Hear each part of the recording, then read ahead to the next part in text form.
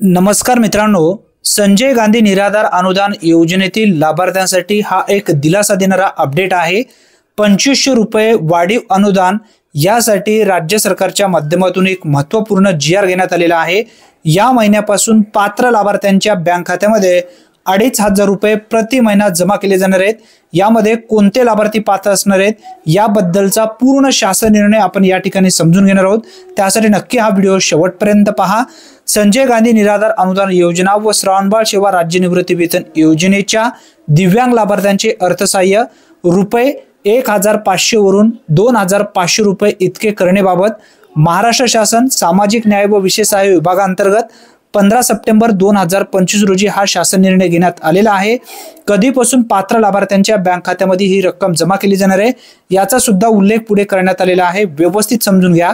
संजय गांधी निराधार अनुदान योजना व श्रावणबाळ सेवा राज्य निवृत्ती वेतन योजनेच्या दिव्यांग लाभार्थ्यांना मिळणाऱ्या अर्थसहाय्यात वाढ करण्याबाबत लोकप्रतिनिधी, विविध दिव्यांग संघटना, स्वयंसेवी संस्था यांच्या माध्यमातून शासनाकडे वारंवार मागणी पाठपुरावा करण्यात येत आहे।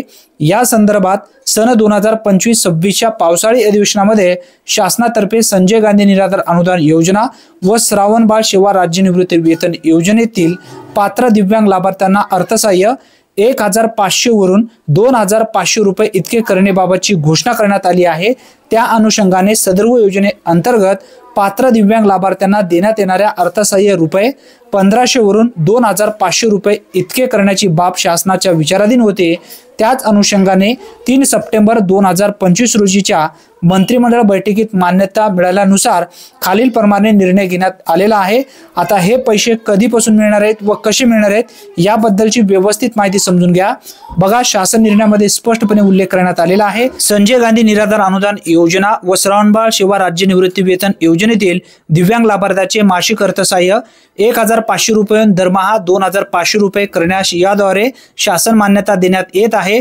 विशेष सहाय्य योजनेतील लाभार्थ्यांना अर्थसहाय्याचे वितरण सर्वसाधारण अनुसूचित जाती, अनुसूचित जमाती प्रवर्गासाठी करण्यास आलेल्या मंजूर तरतुदीमधून करण्यात येईल। सदर अर्थसहाय्यातील वाढ ही संजय गांधी निराधार अनुदान योजना, श्रावणबाळ सेवा राज्य निवृत्ती वेतन योजना, इंदिरा गांधी राष्ट्रीय वृद्धापकाळ निवृत्ती वेतन योजना, इंदिरा गांधी राष्ट्रीय विधवा निवृत्ती वेतन योजना व इंदिरा गांधी राष्ट्रीय दिव्यांग निवृत्ती वेतन योजनेतील सर्व दिव्यांग लाभार्थ्यांना लागू राहील असा उल्लेख स्पष्टपणे करण्यात आलेला आहे।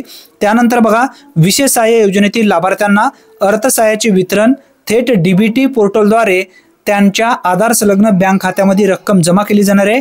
आता ही जी रक्कम आहे वाढीव अनुदान कधीपासून पात्र लाभार्थ्यांच्या बँक खात्यामध्ये जमा केल्या जाणार आहे याबद्दलची माहिती समजून घ्या। सदर वाढ ही माहे ऑक्टोबर 2025 पासून लागू राहील असा उल्लेख करण्यात आलेला आहे। म्हणजे ऑक्टोबर 2025 पासून पात्र लाभार्थ्यांच्या बँक खात्यामध्ये त्याच्या पुढील महिन्यापासून म्हणजे ऑक्टोबर महिन्यापासून 25 रुपये पात्र लाभार्थ्यांना दिले जाईल असा सुद्धा उल्लेख या ठिकाणी करण्यात आलेला आहे।